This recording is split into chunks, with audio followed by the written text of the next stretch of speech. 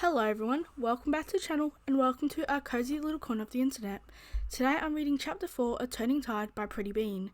I actually had to record this chapter beforehand because I wasn't sure how long it was going to take, and I would do chapter 5 as well, but it looks pretty long, so I'm going to leave that for another video.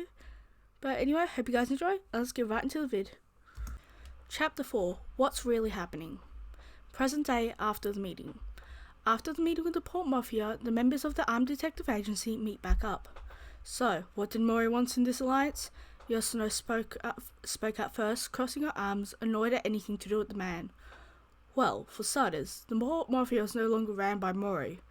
When Fukuzawa said this, the other agency members that were in the meeting went into a panic.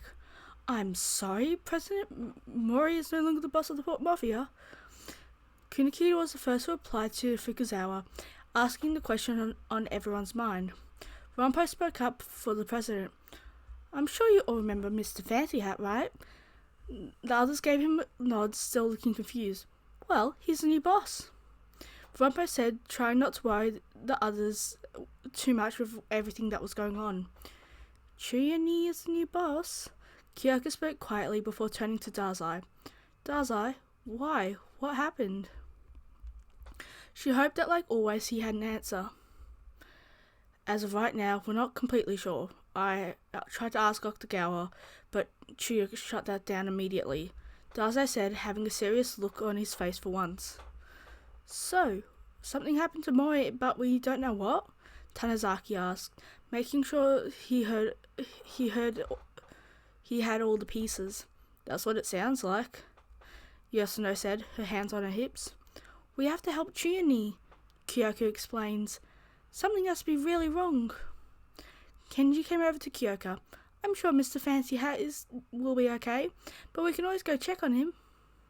Kenji says with a big smile to Kyoka. She smiles back at him. Kenji-kun's right. I'm sure Nakahara-san will be fine, Kyoka. Atsushi gave a small smile to the girl. So shouldn't we worry about what's going on? I'm getting. Good cause this will cut into my schedule. Kunikida says, crossing his arms. I think we should worry about it, Rampo says, surprising everyone. I mean, we're all interested in what happened, right? What's the worst thing that can happen anyway? Rampo shrugged his shoulders, pulling out a lollipop from his pocket. First thing tomorrow. We'll have a meeting first thing tomorrow morning to go over the things we know. The president spoke. For now, finish up any remaining work. Fukuzawa headed towards the office. The next day, Kunikida walked into the office to see Dazai and Atsushi talking to the Octogawas. What are they doing here? Kunikida asked while walking over. Oh, they were just delivering the juice, but I asked them to stay for a bit, Dazai says with a huge grin on his face. Was it what you needed, Dazai-san? We have duty to attend to. What is it you needed, Dazai-san? We have duty to attend to, Octogawa said, nodding at the man. Well, Chibi interrupted my question yesterday, so what happened to Mori? Dazai asked, leaning down close to Octogawa. Before he could speak, Gin spoke. Mori has passed. Dazai turned towards Gin. Yeah, I'm aware of that much, but how? Dazai asked, starting to get annoyed with that they were hiding the reason. The boss has asked us not to disclose that information, Gin said, standing and heading towards the door, expecting Octogawa to follow her. Octogawa gets up and walks towards the door his sister left out of. Before he opens the door, he turns. He was poisoned, is all I know. And then he turned the door handle, leaving with his sister. 1 hour later. Did you get anything out of the Octogawas, Dazai? Yoshino asked, looking towards the man as the group was waiting for the president in the meeting room. Not much. Apparently they're not supposed to be talking about it, but Octogao told me he was poisoned. He said that's all he knows. Whether or not that's the truth, I couldn't tell you. Dazai shrugs his shoulders. Poison? Isn't Mori one of the best doctors? Todosaki asked, confused on how Mori could have poisoned him, could have gotten himself poisoned. And that would mean Trini poisoned him, right? And that he has a witness? Kyoka said, looking towards the ground, feeling conflicted emotions. Kenji, sitting next to her, stands up and gives her a hug, smiling at her. Nakahara-san poisoning Mori? I thought you said he was really loyal to the Mafia. Atsushi says, looking towards his mentor. He is, which is why this is making even less sense. It's not like he lost control and flat out killed him. Dazai mumbles the end of his sentence, still trying to figure everything out. After a few minutes of silence, the president walks in. The members of the agency bow. You can all sit, he says. About the contents of the truce is quite simple. Just we don't attack each other, and that in the face of danger we'll help one another. Any objections should be said now. After a beat of silence, he continues. All right. What do we know about the current situation, Kunikita? Well, so far we don't know much. Mori mysteriously passed. According to Dazai, it's by poison. Trio Nakahara took over his position. He has been a Port Mafia member for 7 years, and the members of the Mafia seem to have a strong liking for him. Kunikita says, giving the information he's been given by the others. Poison, Fukazawa whispers. Do you know what kind, Dazai? Dazai looks towards the president. Unfortunately, no. Octogawa only told me that it was poison. Fukazawa nodded, turning towards Rumpo. Do you have any ideas, Rumpo? Rumpo turned towards the president and he took a breath. President, I have no proof and I have no idea what, but I know for a fact that something is extremely wrong. Rumpo was making direct eye contact with the president to make sure he knew Rumpo was really telling the truth. The president nodded and Yoshino spoke up. So, we all agree something's wrong here. Cool. But the question is... But that question is, what are we supposed to do about it? Almost everyone in the room looks at each other, no one having an idea. Dazai, Rumpo says, looking across the table to the man. Dazai looks over at him. In response to Dazai's acknowledgement, he just nods his head, and Dazai nods back. I'm sorry for you two, but not all of us are geniuses. What were you two communicating about? Yoshino asks, looking at the two boys annoyed at their shenanigans.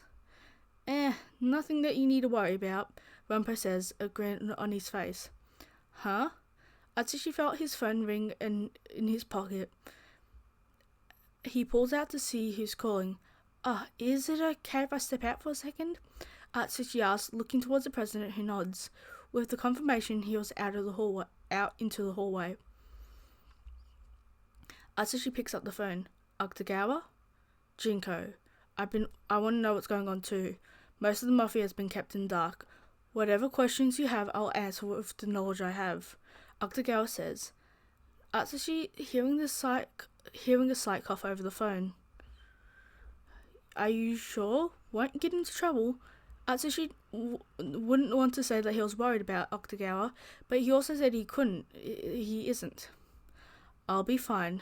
Now ask. I don't have much time. Octogawa says with an ever so slight panic tone in his voice. Okay, he said he was poisoned. What kind?